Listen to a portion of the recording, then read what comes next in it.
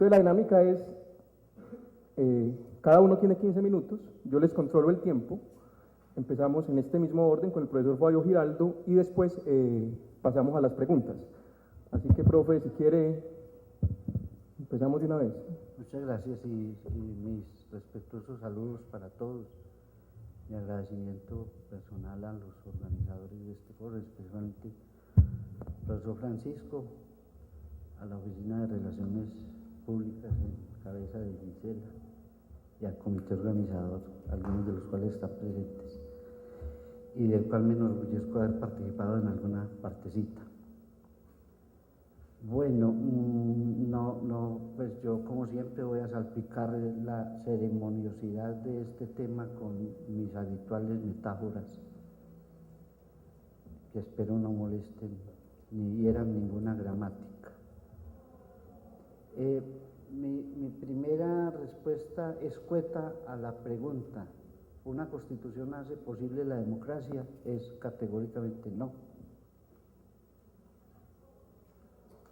Pero por supuesto la justificación a esta lacónica respuesta pues no puede ser tan seca.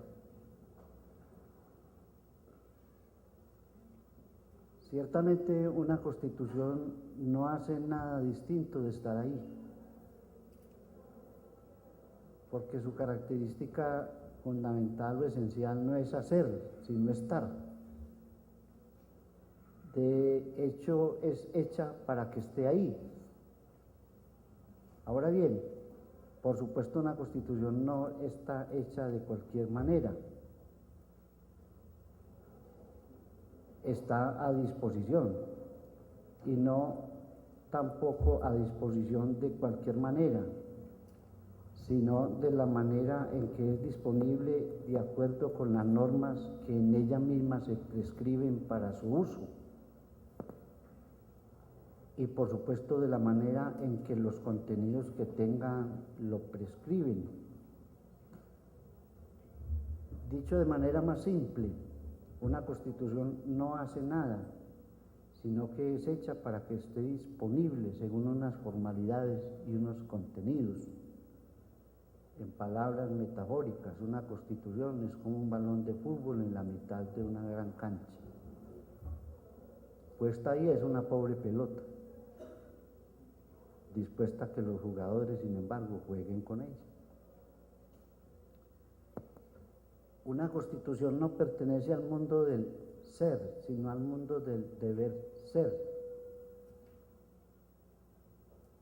Lo que pasa es que en la relación entre el mundo del ser y el mundo del deber ser, regularmente ocurre que para muchos lo que es debe ser, o las cosas son como deberían ser. Sin embargo, no se puede deducir del ser lo que debe ser. No se puede confundir el mundo del ser con el mundo del deber ser. Digo esto porque para muchos lo que es o el mundo tal como es debería seguir siendo tal como es.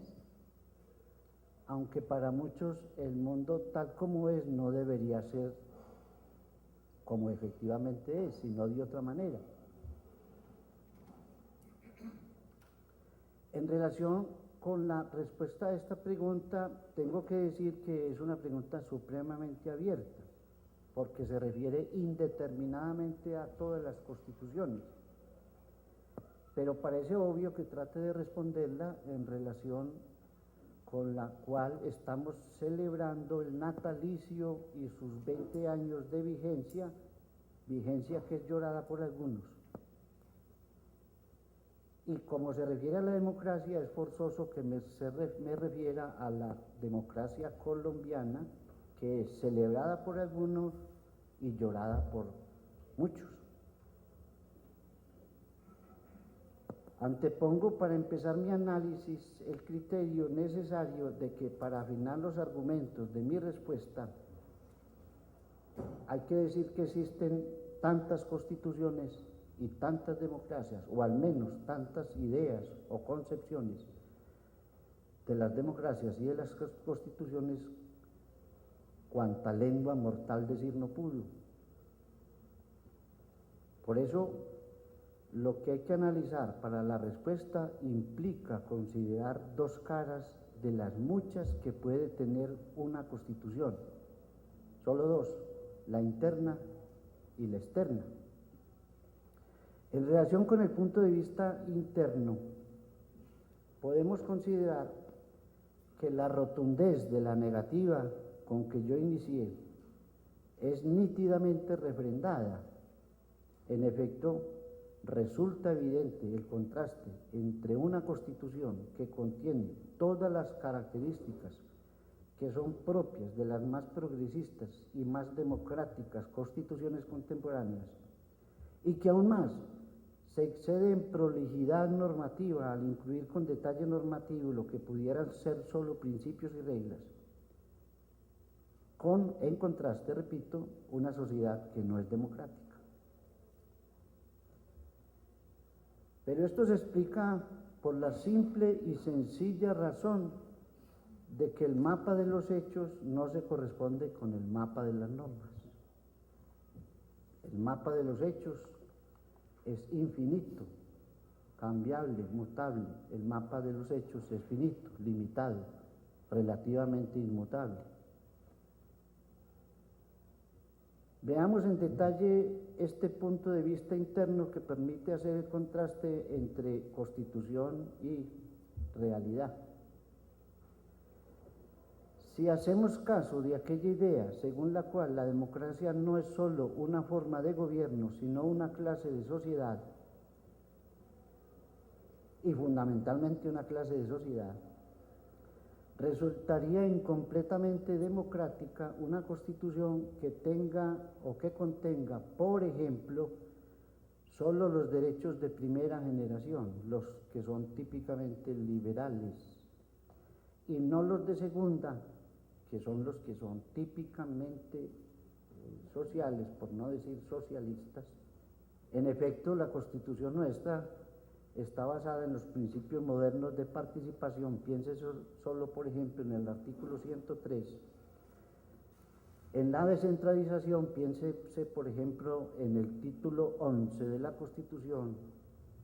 En el proceso de fiscalización, piense, por ejemplo, en los artículos 112, 113 y 117 a 119, que en su conjunto lo que hacen es más participativa la vida política, más profunda la descentralización de la competencia y recursos de la nación y la transferencia a las entidades territoriales, a contrapelo de lo que, por ejemplo, puede estar ocurriendo con el asunto de las regalías actualmente, y que pretende además fortalecer los controles interorgánicos e interorgánicos de la gestión pública a contrapelo de los problemas de corrupción que ocurren actualmente o que siempre han ocurrido. Y por otra parte, aparte de esto, contiene esa Constitución la Carta de Derechos del título 2 y los 7 mecanismos de participación del artículo 103. En efecto, la Carta de Derechos, título 2, que no es tan avara como la Carta de Derechos de la Constitución del 86, título 3, esa Carta de Derechos, que es tal vez y con mucho la base fundamental de lo que es el ideario democrático de la Constitución actual. Esa Carta de Derechos es la contrapartida de la democracia política que hace que podamos pensar que efectivamente la Constitución sí balancea la idea de que una democracia no es solamente una forma de gobierno, sino también una clase de sociedad. Y por supuesto que además contiene una cosa bien importante que son garantías que constituyen mecanismos de protección y obligatoriedad de los derechos. De paso, son 9, 6 generales y 3 específicos. 6 generales, no los voy a detallar porque no es el caso. 6 generales que son la consagración constitucional, no es nada deleznable haber consagrado un derecho en el rango constitucional o en la jerarquía de una norma constitucional que mantenerlo por allá en una norma de segundo orden o de segunda jerarquía. La consagración constitucional, la aplicación absoluta del derecho internacional en los estados de excepción, por ejemplo, que ha permitido que efectivamente ocurra lo que está ocurriendo en los últimos días. la prevalencia del derecho internacional de los derechos humanos en el orden interno, que son los dos únicos casos en los cuales una nación puede, digamos, horadar o marginar un poco o ceder un poco de su soberanía nacional jurídica e incluso política. Los mecanismos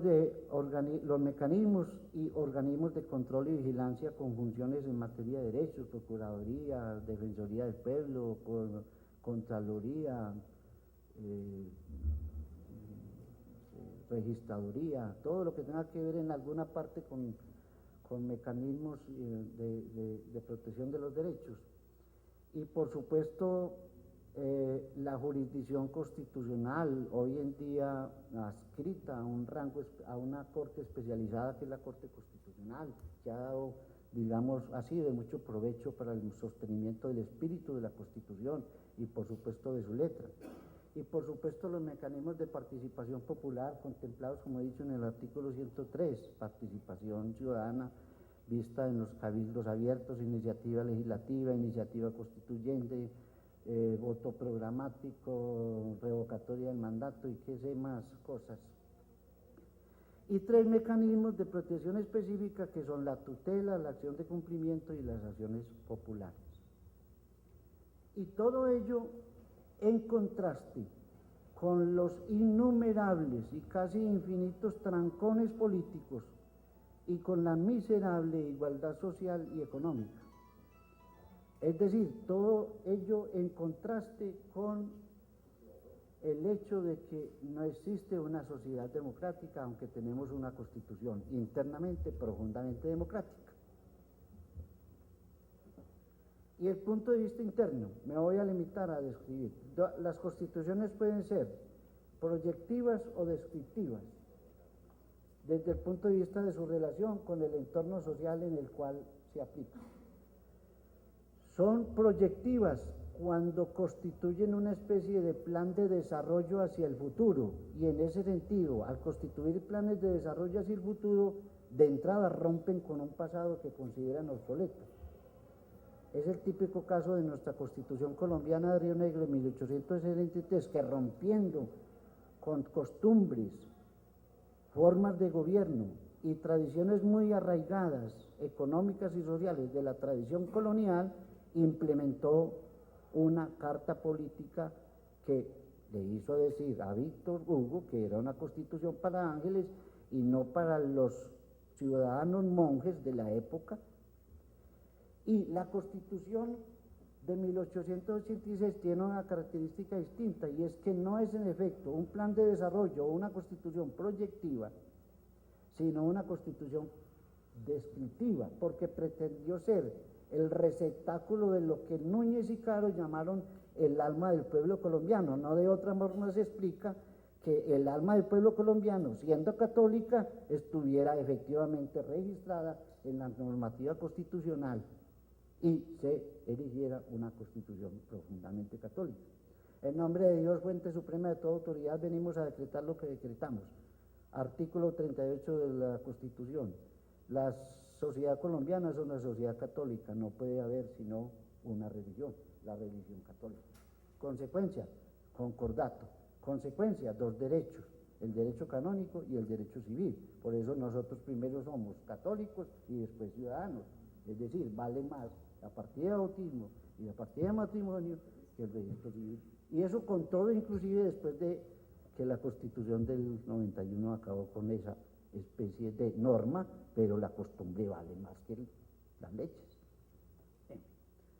La Constitución del 91, para terminar, tiene ese dividido entre Constitución proyectiva y Constitución descriptiva. No me voy a explayar en este asunto porque el tiempo apremia. Simplemente para terminar, he de decir que efectivamente, teniendo en cuenta estos análisis, la Constitución del 91 nació como un intento de acercar el mundo de las normas constitucionales a los nuevos hechos de la realidad social colombiana, y ello explica en parte su carácter ecléctico y abierto, y además nació con la idea de catapultar a la sociedad colombiana hacia la modernidad política y social. Y eso está escrito en normas. No es su culpa que no se haya logrado el propósito, porque el poder de hacerlo está en otra parte. Pero sí es su culpa que sigamos pensando que es posible.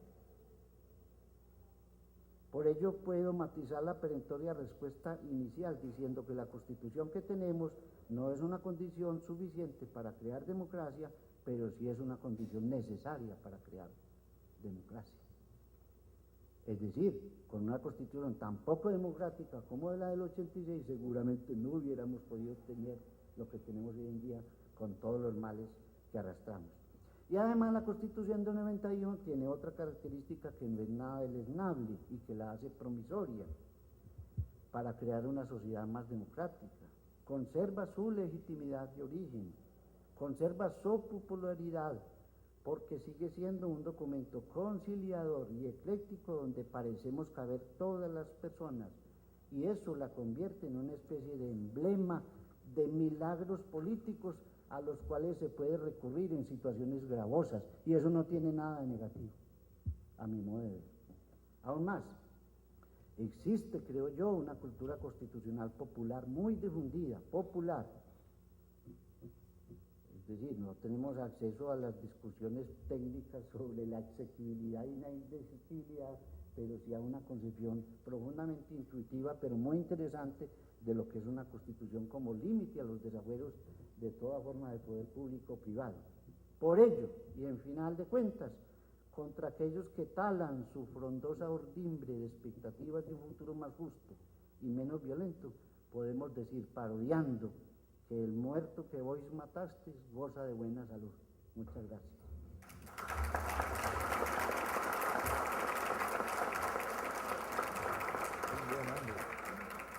Muy bien, muchas gracias al profe Fabio, y si el profesor Iván Darío le parece, continuamos con su intervención. Bueno, yo no voy a leer un texto, voy a hacer unos comentarios a partir de la pregunta que plantea pues el panel. Bueno, lo primero es agradecerle al profesor, al doctor Francisco Cortés, la invitación. Inicialmente él había pensado en un evento más pequeño, terminó siendo un evento de 3 días exitoso, pues yo ayer estuve en el Teatro Lido, y sobre todo pues muy oportuno, y ante todo la pregunta me fascina porque me permite abordarla a partir de mi disciplina. Pues yo no soy historiador ni politólogo, yo soy profesor de filosofía política, y la pregunta se ajusta perfectamente a mi disciplina. La pregunta es si una constitución hace posible la democracia. Igual que el profesor Fabio, considero que no. Es decir, inclusive hay constituciones que son por principio antidemocráticas. La Constitución soviética, que establece el partido único encargado de politizar los diferentes ámbitos de la vida social y de incorporar a través del partido único, repito, la sociedad entera al gobierno, pues al Estado. La Constitución soviética es el modelo por excelencia de lo que es una constitución antidemocrática. Y a pesar de que ya no existe esa concepción de lo que es una constitución orgánica, organicista, se sigue, no ha perdido vigencia. Por ejemplo, el primer periodo del gobierno de Álvaro Uribe, la idea de un Estado comunitario, esa idea obedece a la idea de una concepción del Estado que pretende incorporarse la sociedad civil, integrarla, digamos, orgánicamente al poder político y hacer imposible la democracia. A pesar de que me parece mucho más interesante esa primera fórmula de un Estado comunitario en el primer periodo del gobierno de Uribe, que la segunda, pues absolutamente desafortunada, del Estado de opinión. No sé qué asesores le soplaron al oído la idea de un Estado de opinión, pues que es una especie de contradicción en los términos. La primera versión del Estado comunitario es una concepción conservadora, de estilo de la concepción de Hegel, orgánica, organicista, que es creíble, pues buenos intelectuales conservadores hubieran podido defender con buenos argumentos esa primera idea del Estado comunitario. Bueno, quiero rápidamente como resumir mi punto de vista, recordando pues algunos pasajes tanto de la intervención del doctor Cortés como del doctor Fabio Giraldo, que coinciden con lo que yo quería decir. Escuchando al profesor Cortés, pensaba en mis clases de filosofía política, pues la imagen que utilizo con los estudiantes de cómo en realidad el Estado de Derecho tiene 4 patas, cada una puesta por un filósofo, pues 2 patas inglesas puestas por Hobbes y Locke, que son las patas que tienen que ver con la seguridad como la función primordial del Estado. Es decir, lo que se espera por encima de cualquier cosa del Estado, pues del ejercicio del gobierno, del poder político, es que garantice la seguridad. Eso corresponde pues a esas 2 primeras patas inglesas, las teorías de Hobbes y Locke. Claro, Locke sobre todo haciendo énfasis en la propiedad, en la protección de la propiedad privada. Y las otras 2 patas que yo considero que son francesas, tienen que ver es con el control al ejercicio del poder político. Montesquieu con la división de los poderes y el sistema pues representativo, el sistema parlamentario, que es la concepción liberal clásica, y Rousseau con controles más esenciales, no meramente constitucionales, sino de carácter democrático. Así las cosas, todo parece como obedecer a la elegancia de la teoría y de las exposiciones que hacemos los profesores en clase para motivar a los estudiantes. Pues yo estoy absolutamente convencido que esas 4 patas fueron puestas por esos 4 filósofos y que hacen parte de lo que es constitutivamente el Estado de Derecho. Sin embargo, pues hay que tener en cuenta otra observación que escuché en la intervención del profesor Fabio Giraldo, y es que en realidad la democracia no es tanto una forma de gobierno, sino más bien un tipo de sociedad. Y ahí es donde está como el núcleo de lo que yo quería desarrollar. Esos controles, pues no tanto esa función de dar y de garantizar seguridad, sino más bien esos controles que vienen de Montesquieu y Rousseau, por una parte el control de carácter constitucional, que es enteramente insuficiente.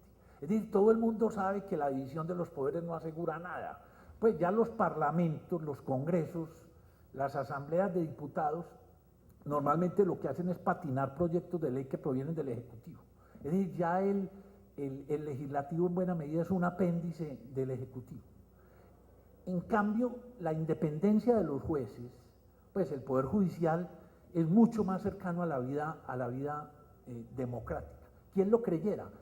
Pues están más cercanos a las reivindicaciones democráticas los jueces que los parlamentarios. Pues los parlamentarios desde el principio Montesquieu advirtió que normalmente lo que hacen es tramitar y defender intereses corporativos. Pues el parlamentarismo existía desde antes del mundo moderno.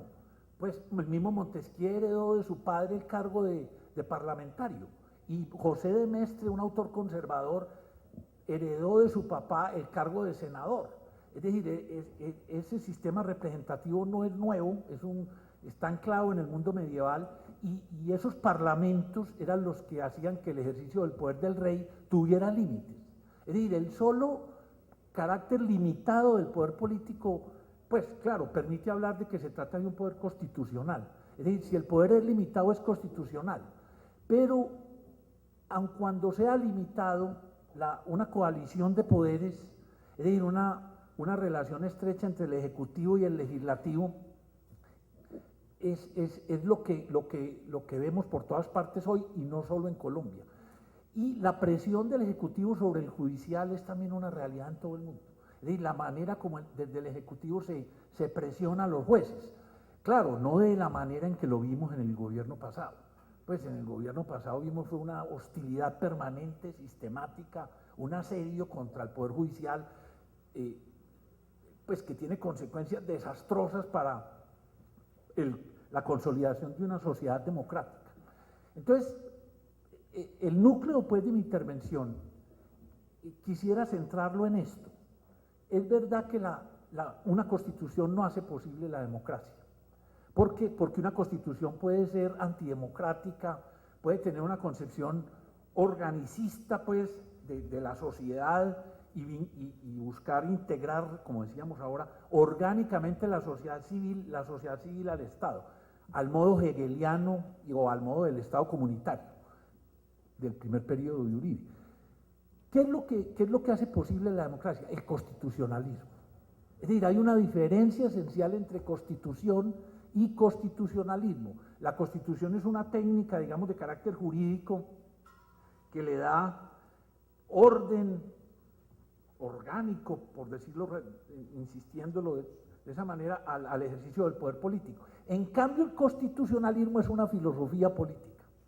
Esa fue, digamos, la gran motivación que yo tuve con la pregunta como la planteó el doctor Cortés. Es decir, ¿una constitución acaso hace posible la democracia? Claramente no, pero el constitucionalismo sí es el que hace posible la democracia.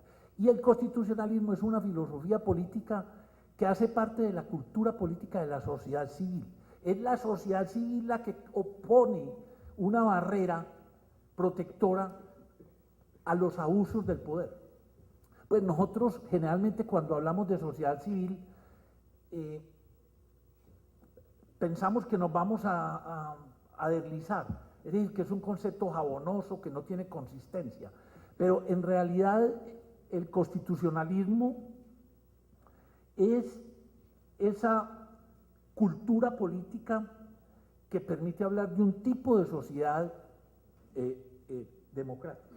Y cuando el profesor Fabio Giraldo hacía la predicción de que la democracia no es una forma de gobierno, sino un tipo de sociedad, es cierto, es decir, es la sociedad civil con sus organizaciones, con la riqueza, digamos, de sus formas de participación y de asociación, la que coloca una barrera frente a los abusos de poder. Y esa barrera sí es un control significativo, aparte de los controles meramente constitucionales.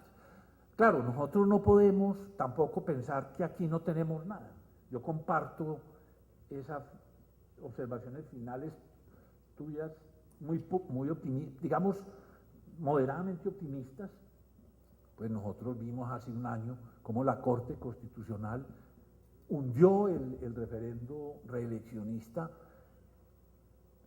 cuando las mayorías y la favorabilidad y la popularidad del presidente eran muy grandes en ese momento y todavía, curiosamente, pues ese nivel de personalización del poder político tampoco es de las repúblicas más atrasadas. Pues el poder político se está personalizando también en otros países. Es decir, piensen lo que es Berlusconi en Italia, pues parece un líder del tercer mundo, y los escándalos y el carácter folclórico de la vida política en Italia y en ocasiones en Francia. Entonces, esa personalización del poder pues no es solo nuestra, pero vimos la Corte Constitucional el 26 de febrero dándonos una noticia pues maravillosa que contrariaba las mayorías, pero que respaldaba la opinión ilustrada. Es decir, ya en la academia, en las columnas, entre los empresarios se veía pues absolutamente desafortunado el referendo reeleccionista, sin hablar de la forma pues como se recogieron las firmas. Entonces, resumiendo, el constitucionalismo es una cultura política que le pertenece a la sociedad civil y que es el que posibilita una sociedad democrática. Ahora, cuando se tocan estos temas, pues yo soy profesor de filosofía y me fascina pues esa disciplina desde que era un muchacho y me sigue fascinando. Cuando uno toca estos temas, uno siempre piensa que cada persona habla y piensa con el deseo, pues como con lo que más entrañablemente le gusta. Pues al fin y al cabo el estilo de la autoridad política es el asunto central, es el asunto más importante de la vida social. Pues eso no hay duda, es decir, el estilo de la autoridad política es el aspecto más importante de la vida social, porque permea todos los ámbitos de la vida. Y los funcionarios se parecen en cierta forma todos al presidente de turno y copian gestos y maneras, y gestos y maneras de la periodo anterior era pues una bravuconería hasta para pasar un semáforo. Pues es decir, la gente se peleaba para pasar un semáforo, y eso hace pues una sociedad extremadamente agobiante. Ese estilo pues permea, repito, toda la sociedad. Entonces es cierto que cuando se trata de la autoridad política, del poder político, pues las preferencias de carácter personal, el gusto por un estilo y la repugnancia por el otro, pues sea muy, muy marcado. Y eso pues en filosofía ese opinionismo nos fastidia y nos exaspera. Pues uno quiere que los conceptos estén parados, las opiniones estén paradas en un mayor rigor. Y en realidad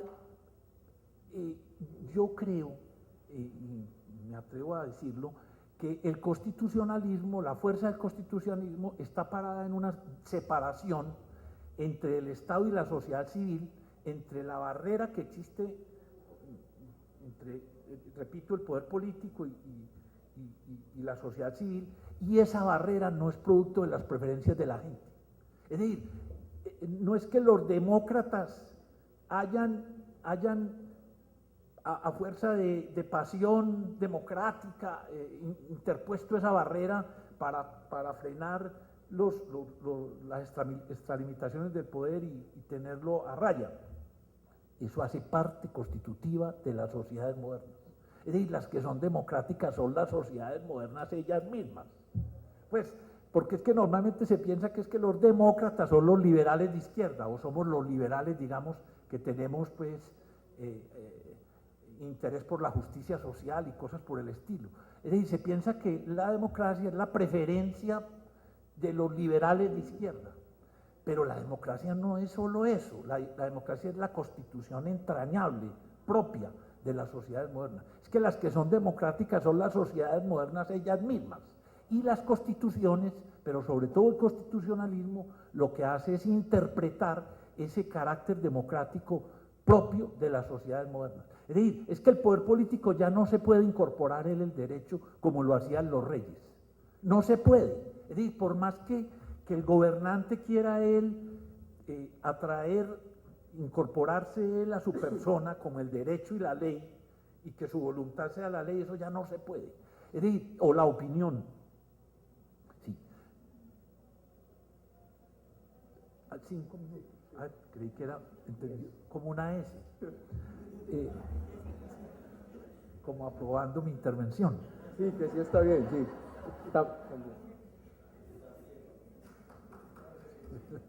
Muchas gracias. Ya termino con esta puntualización. Hablando en varias ocasiones con el profesor Cortés, con el que comparto yo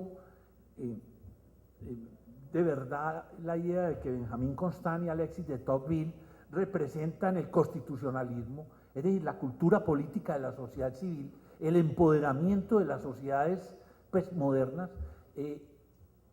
Quiero decir que cuando se habla de esa separación o de esa disyunción entre el poder político y la sociedad civil, pues se cree que eso es producto de preferencias personales, pero repito, eso es algo constitutivo, es lo que llama Claude Lefort, que me parece que es quizá el autor que mejor hace una filosofía de la democracia.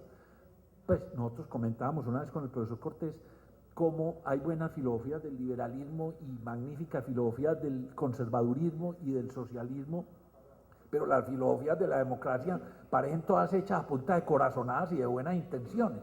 Pues se necesita es una buena filosofía de la democracia que muestre que lo que es democrático son las sociedades mismas. Es decir, no solo los demócratas, sino las sociedades mismas a las que hay que interpretar. Es decir, se trata de interpretar el carácter democrático de la sociedad moderna y entender que esas expresiones, ese pluralismo de las asociaciones, esas expresiones de la prensa, pues, ¿qué hubiera sido de nosotros sin Semana y El Espectador durante 8 años? ¿Qué hubiera sido, de qué estaríamos enterados nosotros sin la revista Semana y sin El Espectador. Estaríamos a oscuras. Es decir, eso que uno cree que es menor, la esfera pública, el debate, la opinión, pero no pues la opinión solo de la mayoría emotiva, sino la que surge del debate, la opinión ilustrada. Es decir, sin eso no se entendería el carácter político de la sociedad civil. Y sin el carácter político de la sociedad civil, la democracia desde arriba, por pura arquitectura constitucional, no nos va a llegar nunca. Es decir, repito, la democracia es parte integrante de la cultura política de la sociedad civil, de la pluralidad de las asociaciones, de la pluralidad de las reclamaciones, de las reivindicaciones igualitarias. El diseño, los políticos van a seguir siendo los mismos, en toda parte son los mismos, no necesitan para hacer su trabajo sino un librito, el Príncipe de Maquiavelo, que está válido todo línea por línea desde hace 500 años. Es decir, no se necesita y no es el librito para hacer política, pero para empoderar políticamente la sociedad civil, ahí es donde se necesita Rousseau, el contrato social, ahí es donde se necesita Constant, ahí es donde se necesita Tocqueville, es decir, y donde yo por fortuna pues en los últimos 5 años he encontrado un autor que me parece muy lúcido que se llama Claude Lefort, que murió el año pasado en octubre. Bueno, yo quería como dejar esos puntos de vista, muchas gracias.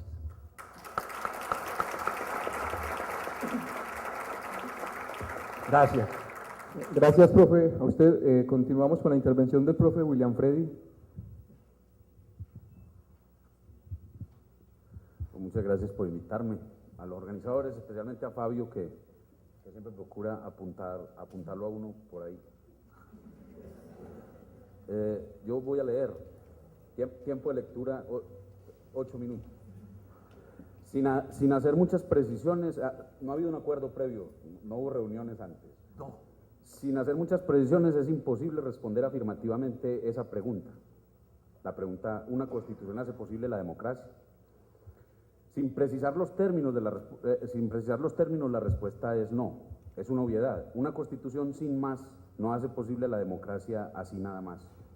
Esa técnica de organización del poder y de fundamentación del orden normativo en el mundo moderno, el constitucionalismo, puede haber resultado ventajosa para dar mayor precisión a los principios, valores y fines que inspiran un orden, a los derechos ciudadanos, a las competencias, decisiones y límites de los poderes públicos, y aún de los poderes privados que regentan funciones públicas.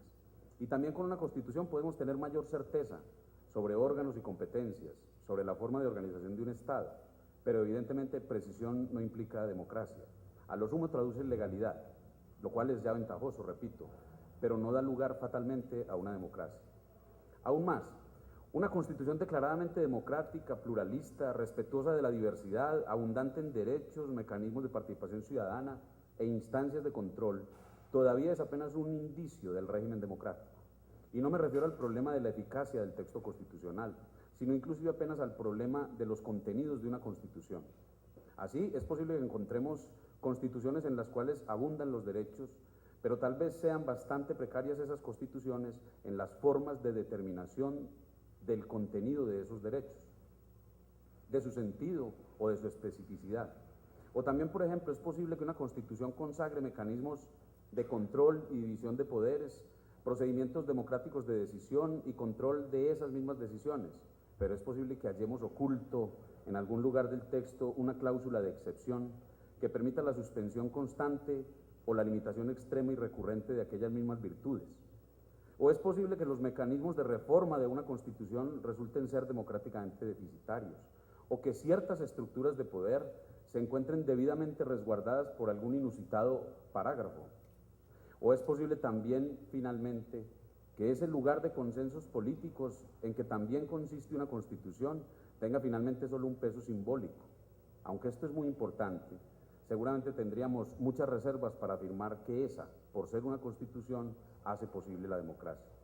Cada uno de nosotros, de hecho, podría tener en mente algún país, el profesor tenía en mente la Unión Soviética, otros tendrán otros, que nos resulte dudosamente democrático, y no obstante en él seguramente encontraremos una constitución. Una constitución sin más no hace posible la democracia así nada más. En síntesis, sin duda sería una experiencia bastante exótica, contemporáneamente por lo menos, la de una sociedad que pretenda construir o mantener una democracia sin pactar o sancionar una constitución. Pero creo que sancionar o pactar una constitución no hace por sí mismo posible y es apenas un indicio de esa experiencia social en que consiste construir, mantener o vivir en democracia. Pero si entiendo correctamente la pregunta con la cual se encuentra vinculado este debate y el contexto del evento en el cual tiene lugar, no pretende una discusión del tipo que acabo de sugerir, es decir, un debate en el cual, al lado de aquella pregunta, podrían sugerir otras bastante provocadoras en la teoría del derecho o en la teoría política por lo menos. No ya una democracia hace posible una constitución, sino es la democracia la que hace posible una constitución, no ya una constitución hace posible la democracia, sino, por ejemplo, es la democracia la que hace posible una constitución. ¿Qué constitución hace posible sociedades más democráticas? ¿Son las democracias constitucionales la última forma de democracia? ¿Cuáles son las tensiones entre constitución y democracia? ¿Es la democracia una forma de legitimación de las constituciones? ¿Y en qué medida son las constituciones una prueba apenas de la legitimidad de las democracias, etcétera? Si entiendo bien, digo, por el contexto del evento, la intención es que nos fijemos más bien en una constitución concreta. Y en este caso, se me figura rentable no la pregunta, ¿una constitución hace posible la democracia?, sino, la más concreta, ¿la constitución vigente en Colombia hace posible la democracia? Es decir, ¿la ha promovido, facilitado, empujado?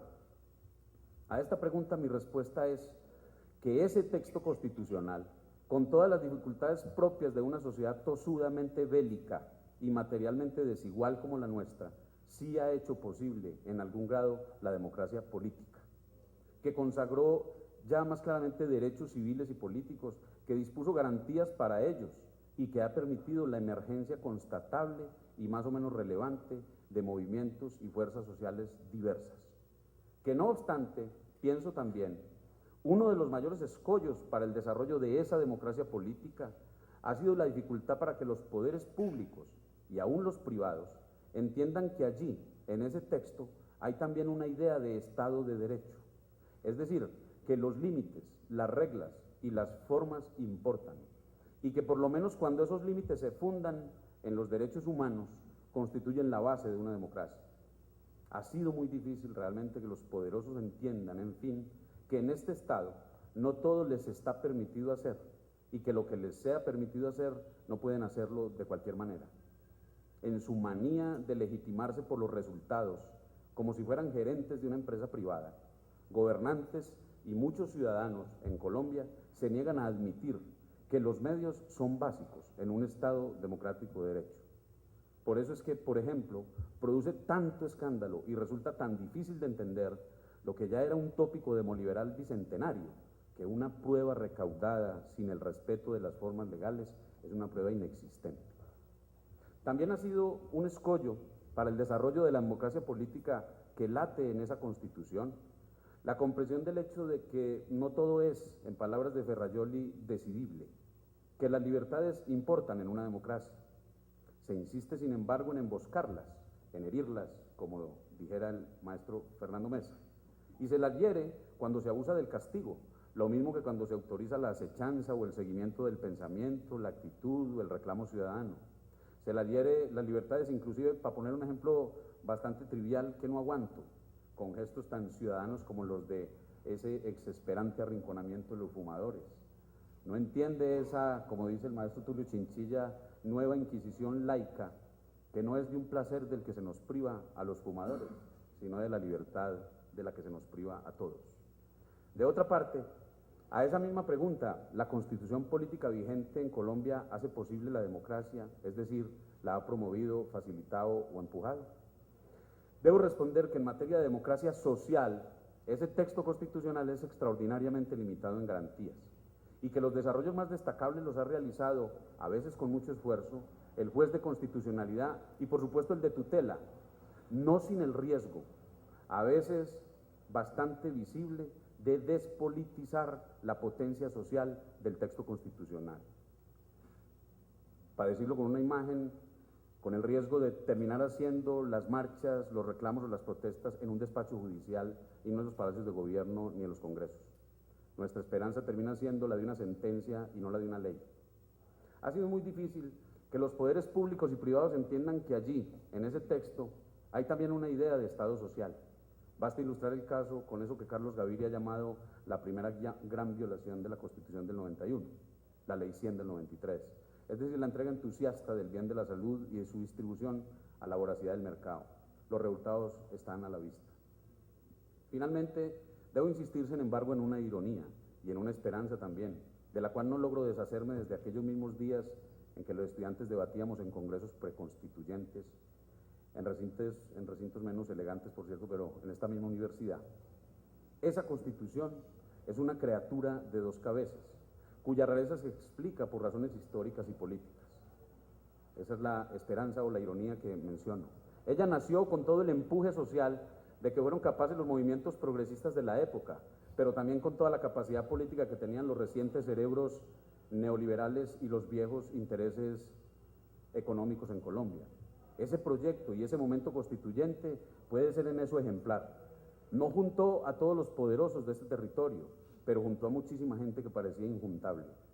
Y como decía Elster, en política la gente no se ata a sí mismo, sino que trata de atar a los demás, y fue lo que ocurrió. Unos sectores impusieron a otros un límite social, por lo menos en esa normativa, y estos aquellos un límite de otro talante. La criatura estaba servida. En adelante se trataba, como se trata aún, de un juego de prevalencia de cabezas.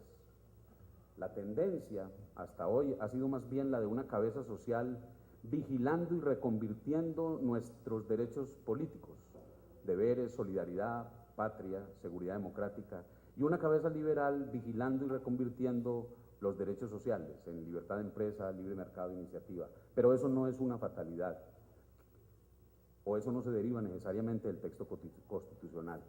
Y lo mejor es que no hay que hacer otro texto constitucional. Las decisiones sobre el giro de la cabeza pueden ser tomadas en decisiones localizadas en niveles muy inferiores al del constituyente. Por eso es esperanzadora esta Constitución. Ella puede perfectamente amparar decisiones, regímenes e instituciones de distribución distintos, así no haya sido esa la voluntad de los gobiernos o de los decisores políticos hasta hoy. Pero ellos, los gobiernos y esos decisores, no son ni el Estado ni la Constitución, son un accidente, legítimo, claro está, pero apenas un accidente. Una coyuntura en cuya configuración y reiteración, por cierto, la contribución ciudadana ha sido determinante. Aunque esto no hable bien de políticos y gobernantes, no toda la responsabilidad le cabe a ellos. Vivir la Constitución social y democrática de derecho, podría significar eso, hacerla mirar en esa dirección, o con esa cabeza. Entonces sí, la respuesta procede, o procedería. Una Constitución hace posible la democracia. Es todo, muchas gracias.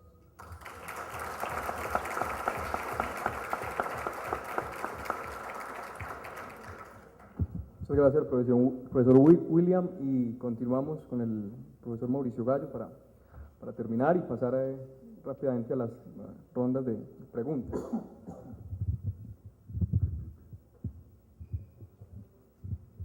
Buenos días. Quiero comenzar manifestando mi agradecimiento con los organizadores de este evento por su amable invitación, así como con todos y cada uno de ustedes por su asistencia. Tal y como entiendo las cosas, la pregunta que nos convoca esta mañana acerca de si una constitución hace posible la democracia, plantea el difícil problema de cómo volver exitoso el esfuerzo por establecer o por consolidar en el tiempo una forma de gobierno democrática.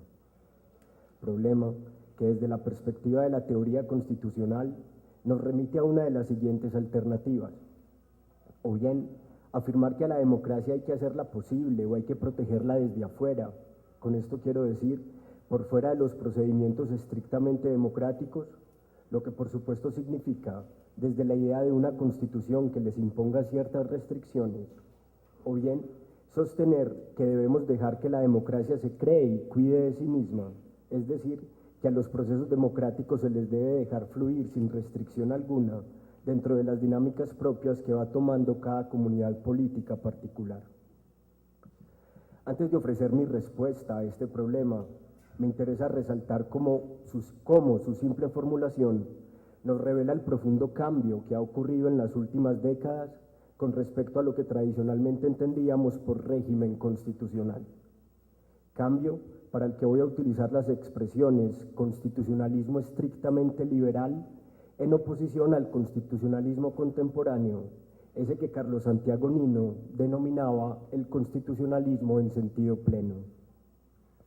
Entiendo por constitucionalismo estrictamente liberal aquel que Bobbio definió como la teoría y la práctica de los límites al poder, cuya máxima expresión está representada por la llegada de los derechos constitucionales fundamentales como requisitos de validez jurídica, ya no solo procedimental, sino material, de los actos de voluntad de todos los poderes constituidos.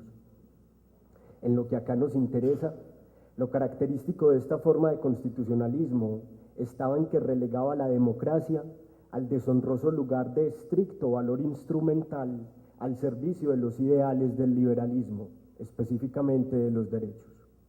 Estatus que resultaba evidente primero mediante instituciones como el voto censitario, que dentro del contexto europeo continental establecían una limitación severa a la democracia, tal vez la más seria restricción que haya justificado este constitucionalismo en un asunto clave como la determinación de quiénes son los titulares de las libertades políticas, únicamente los hombres propietarios.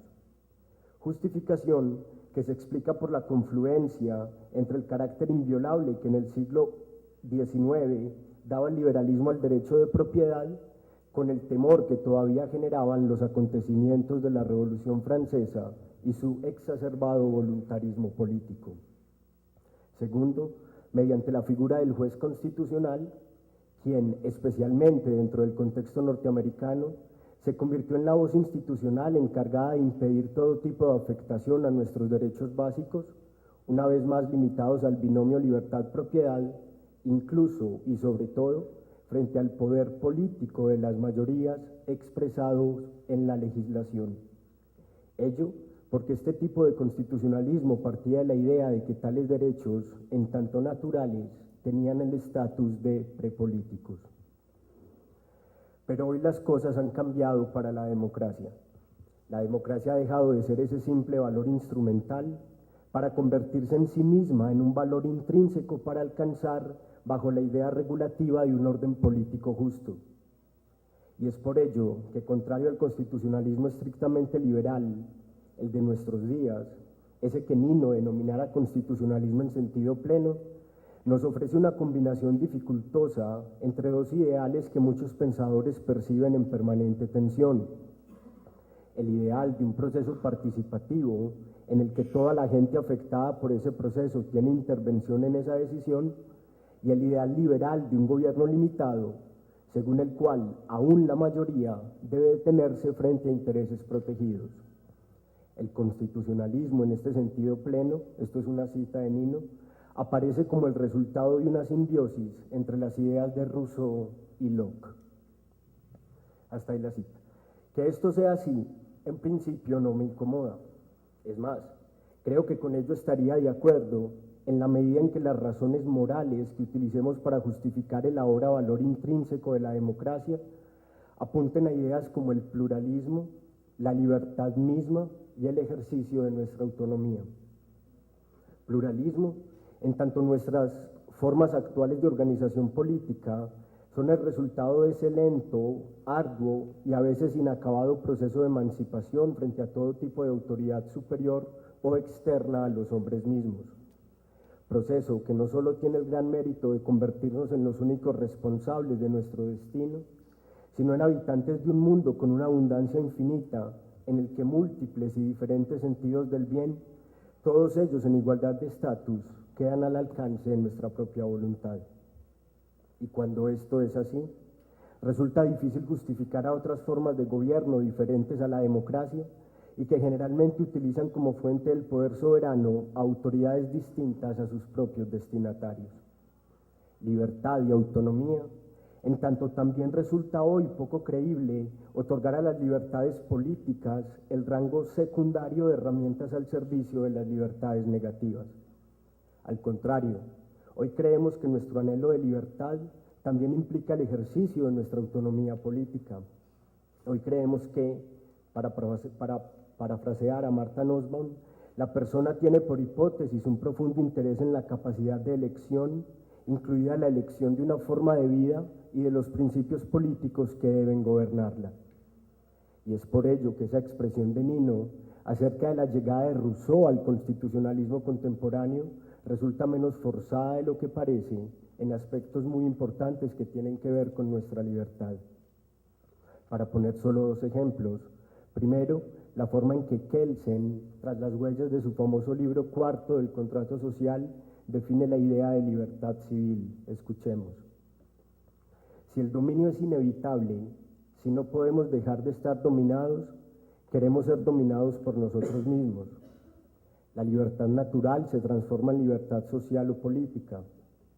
Ser libre social o políticamente significa ciertamente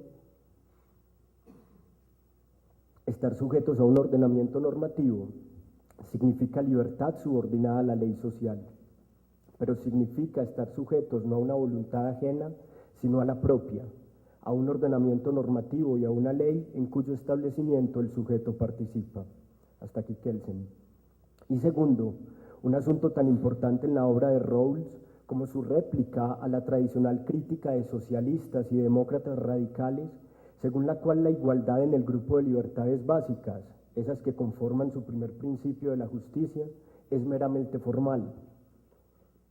Es decir, es una simple igualdad en su estipulación jurídica sin que se garantice su ejercicio efectivo, lo que Rawls denomina el valor de tales libertades. Ante tal crítica, este autor responderá que las libertades básicas no se revelan meramente formales, puesto que la justicia como equidad garantiza a las libertades políticas y solo a las políticas su valor equitativo. Asunto que creo plantea el tradicional problema rusoniano de la compatibilidad de la democracia con la existencia de grandes desigualdades económicas, tal y como lo muestra el siguiente pasaje de Teoría de la Justicia. Históricamente, nos dice, uno de los defectos principales del gobierno constitucional ha sido que no ha sabido proteger el justo valor de la libertad política. No se han dado los pasos correctivos necesarios, ya que nunca se les ha considerado seriamente. Las diferencias en la distribución de la propiedad y riqueza, que exceden lo que es compatible con la igualdad política, no han sido generalmente toleradas por el sistema legal. Los recursos públicos no se han empleado para mantener las instituciones necesarias que aseguren el valor de la libertad política. El poder político se acumula rápidamente y se vuelve injusto, y usando el aparato coercitivo del Estado y su ley, aquellos que obtienen ventajas se aseguran una posición favorable. Así las desigualdades en el sistema socioeconómico pueden minar cualquier igualdad política que hubiese existido en condiciones históricas más favorables. El sufragio universal da un contrapeso insuficiente, ya que cuando los partidos y las elecciones están financiados no por fondos públicos, sino por contribuciones privadas, el foro político es tan influido por los deseos de los intereses dominantes que las medidas básicas necesarias para establecer una norma constitucional justa rara vez son debidamente presentadas. Hasta aquí Rawls.